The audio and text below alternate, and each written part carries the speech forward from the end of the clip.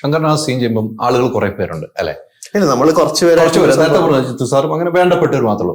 ശങ്കർനാഥ് scene ചെയ്യുമ്പോൾ മനസ്സിൽ ഒരു ഫീല് എന്തായിരുന്നു ഉണ്ടായിരുന്നത്? അല്ല, നമുക്ക് ഈ സംഭവം അറിയുമ്പോൾ നമുക്ക് മൈക്കിൾ എന്ന കഥാപാത്രത്തിന് എനിക്കും ഇഷ്ടമല്ല. പക്ഷെ അത് ചെയ്യുമ്പോൾ നമ്മൾ അവനെ പോലെ ചിന്തിക്കേണ്ടത് അല്ലെ, കഥാപാത്രത്തിനെ പോലെ ചിന്തിച്ച്. കാരണം ഈ സംഭവം വായിക്കുമ്പോൾ നമ്മൾ സാറയുടെ ഒപ്പം നിൽക്കുന്ന ഒരു കഥയാണ്, സാറയുടെ ട്രാവലാണ് ഈ സിനിമ. അപ്പൊ ഈ സമയത്ത് എങ്ങനെയാണ് മൈക്കിൾ എന്നുള്ളത് അത് സാറ് ക്ലാരിറ്റി തന്നിട്ടുണ്ട്. സാർ എങ്ങനെയാണ് സാധനം പെർഫോം ചെയ്യുന്നത്. അപ്പൊ നമ്മൾ പെർഫോം ചെയ്യുക, അതല്ല നമ്മുടെ ഒരു ടൂൾ, നമ്മുടെ ഒരു ജോലി എന്ന് പറഞ്ഞത് പെർഫോം ചെയ്യുക. അപ്പൊ അത് ഭംഗിയായിട്ട് ചെയ്യണം എന്ന് മാത്രം വിശ്വസിച്ചാണ് ചെയ്യുന്നത്. നിങ്ങൾ രണ്ടുപേരുമാണ് ഈ കഥ കൊണ്ടുപോകുന്നത്. ശരിക്കും പറഞ്ഞാൽ സാറയും മൈക്കിളും എന്ന കഥാപാത്രങ്ങളിലൂടെയാണ് പോകുന്നത്. പിന്നീടാണ് കോർട്ടിൽ വാദപ്രതിഭ. നിങ്ങളാണ് ഈ കഥയുടെ നെടുന്തൂൺ എന്ന് എനിക്ക് പറയാൻ പറ്റും. സാറയോടൊപ്പം തന്നെ നിന്ന് സാറെ വേറെ വഴിക്കാക്കുന്നതും താങ്കൾ തന്നെയാണ്, ആ കഥാപാത്രം തന്നെയാണ്. അത്തരം ഒരു നട്ടലുള്ള കഥാപാത്രമാണ് തന്നത്. തീർച്ചയായിട്ടും അല്ലെ? ഇത്തരം ഒരു കഥാപാത്രം കിട്ടുക എന്ന് പറയുമ്പോൾ നമുക്ക് സ്വപ്നമാണ്. നേരത്തെ പറഞ്ഞത് സ്വപ്നമാണ് അല്ലെ? ഇപ്പോഴും സ്വപ്നത്തിലാണ്. അതാ എനിക്കിപ്പോ വാക്കുകൾ പറയുമ്പോൾ വരുന്നില്ല. കാരണം ഞാനിപ്പോഴും ആ ആൾക്കാരുടെ ഒരു റിസപ്ഷൻ, ഈ സിനിമയ്ക്ക് കിട്ടിയൊരു എന്താ പറയുക, ഒരു മൈലേജ് അറിയാം. പക്ഷെ എന്നാലും അതിന് മൾട്ടിപ്പിൾ ടൈംസ് ബിംഗറായിട്ടാണ് ഇപ്പൊ ആൾക്കാരത് മലയാളികളെ സ്വീകരിച്ചത്, മലയാളി പ്രേക്ഷകരെ സ്വീകരിച്ചാണ്. അപ്പൊ അത് ഭയങ്കര ഗ്രേറ്റ്ഫുൾ ആണ്. നമ്മൾ ഹൈഡ് ചെയ്ത് വെച്ചോക്കുമായിരുന്നു ഇത്ര ദിവസം. അല്ല, റിലീസിന് ശേഷമാണ് ആ കഥാപാത്രം അങ്ങനെയാണ്, റിലീസിന് ശേഷമാണ് പുറത്തു വരുന്നത്. അതിപ്പോഴും എനിക്ക് തോന്നുന്നു പ്രേക്ഷകർ ഇപ്പൊ അതിനെപ്പറ്റി അധികം അറിയാതിരിക്കുന്നതല്ലേ, കാണാത്തവർ കാണുമ്പോൾ. അല്ല, തീർച്ചയായും കാണാത്തവർ ഇനി കാണാനുള്ളത് അധികം റിവീൽ ചെയ്യാതെ നമുക്ക് നമ്മൾ ഇന്ന് കുറെ കാര്യങ്ങൾ ഇങ്ങനെ പറഞ്ഞു പോയെന്നുള്ളൂ. തീർച്ചയായിട്ടും അല്ലെ, കുറെ കാര്യങ്ങൾ പറഞ്ഞു പോയുള്ളൂ. അപ്പൊ ഇനിയും കാണാൻ ഒത്തിരി ആളുകൾ. ഒരു ടിക്കറ്റ് കിട്ടുന്നില്ല. ഒരു അഭിഭാഷകം കൂടിയാണ് താങ്കൾ അല്ലെ?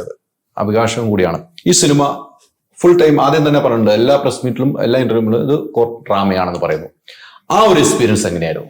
അല്ല, അത് എടുത്തു പറയുമ്പോൾ ഞാൻ ഈ കഴിഞ്ഞ ദിവസം തിയേറ്ററിൽ പോയപ്പോഴേ, തിയേറ്റർ വിസിറ്റ് പോലെ പോയപ്പോ 2 ഹൈക്കോടതി ജഡ്ജിമാര് വന്നിരുന്നു. നമ്മളവിടെ നിൽക്കുമ്പോ നമുക്കൊരു മൂവ്മെന്റ് ആണല്ലോ. കാരണം അവിടെ ഏറ്റവും കൂടുതൽ വളരെ കേരളത്തിലെല്ലാ മിക്ക അഭിഭാഷകരും തിരക്ക് പിടിച്ച് സിനിമ കാണുന്നുണ്ട്. ഇപ്പൊ എന്റെ സീനിയറും അദ്ദേഹം നാളെ ഈ സിനിമ കാണുന്നുണ്ട്. അദ്ദേഹത്തിന്റെ കൂട്ടുകാരായ അഭിഭാഷകരെ എല്ലാം വിളിച്ച് കാണുന്നു. കാരണം അവരുടെ ഒരു വലിയ റെപ്രസെന്റേഷൻ ആണ് ഈ സിനിമ.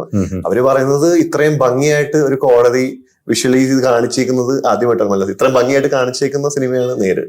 അപ്പൊ ഈ ജഡ്ജിമാർ ഇറങ്ങി വന്നപ്പോ അവർ ആദ്യം എന്നെ നോക്കി മൈക്കിളെ എന്ന് വിളിച്ചിട്ടാണ് അവര് മൈക്കിളെ എന്ന് വിളിച്ചത്. അവരാരെങ്കിലും പൊതുവെ നമ്മൾ കോടതി സമേതം നമ്മൾ ഇവരുടെ അതെ.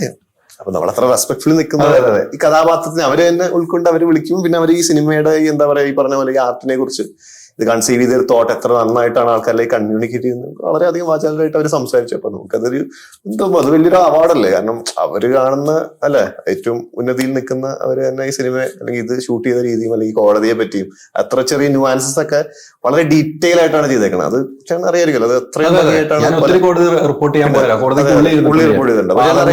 അത്രയും ഭംഗിയായിട്ട് ചെയ്ത സിനിമകൾ എനിക്കറിയില്ല ഉണ്ടാവും. പക്ഷെ ഇത് എനിക്ക് ടോട്ടാലിറ്റിയിൽ വളരെയധികം സാറ്റിസ്ഫൈ ചെയ്യിപ്പിച്ചിട്ടുണ്ട് ആ ഒരു കാര്യത്തിൽ. അപ്പൊ അത് അതിന്റെ ഭാഗം നമ്മൾ ആ പ്രൊഫഷനിൽ നിന്നുകൊണ്ട് തന്നെ ഇങ്ങനത്തെ ഒരു സിനിമയുടെ ഭാഗമാകാൻ പറ്റുക, ഇത്രയും സ്ട്രോങ് ആയിട്ടുള്ള ഒരു സംഭവം കൺവേ ചെയ്യുന്ന ഒരു സബ്ജക്റ്റിന്റെ ഭാഗമാകാൻ പറ്റാന്ന് പറഞ്ഞാൽ വലിയൊരു ബ്ലെസ്സിംഗ് തന്നെയാണ്. പിന്നെയും പറയുമ്പോൾ ചേഞ്ച് ആകണമെങ്കിൽ മൈജി തന്നെ പോണം. ലേറ്റസ്റ്റ് ബ്രാൻഡ് മൊബൈലുകളും ബെസ്റ്റ് ആക്സസറീസ്, ഒറിജിനൽ ബ്രാൻഡുകളുടെ wide range. MyG future. Change ആകൂ, വേറൊരു റേഞ്ച് ആകൂ. Neetu's Academy, India's #1 language academy.